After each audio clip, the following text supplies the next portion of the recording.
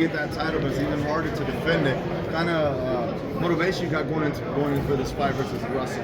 A lot of motivation. You know, I worked too hard to get here. Took 2 tough losses, came back, you know, did my thing, and now I'm here. So, I've done nothing but dedicate my time since to become better, to become stronger, to become a real 140 fighter. And I'll be ready Saturday night. What did you learn from the experience fighting Pitbull Cruz, and obviously taking that experience going to face Russell this weekend? I think it's stuff I already knew, but now the world knows that I got more in my arsenal. I got IQ, I got good feet, and I can dance if I need to. Rayo.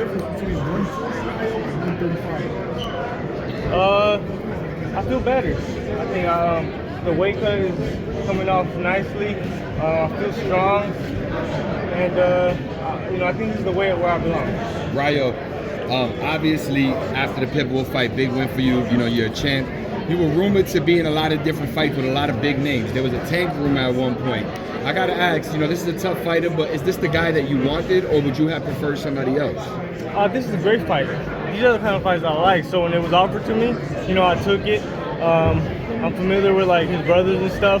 I think they were all great fighters, and I think he's gonna bring the best out of me. And I think if I want to become great in this sport, I gotta get through fighters like Gary. I was talking to Twan earlier, and he told me that he's coming into this fight with a chip on his shoulder. He feels like it's personal. He said that you were talking bad about him.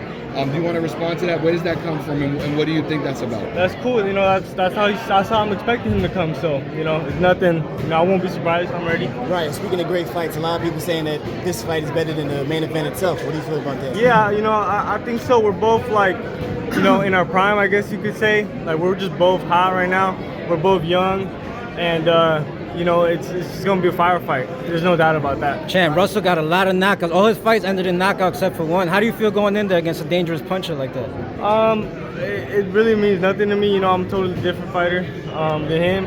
We saw what happened with the last fight. Puello did a great job, and I don't think he was really hurt even once in the fight. So I'll be ready. I'm prepared. Were you able to pick things up from that fight versus Puello? Yeah, definitely.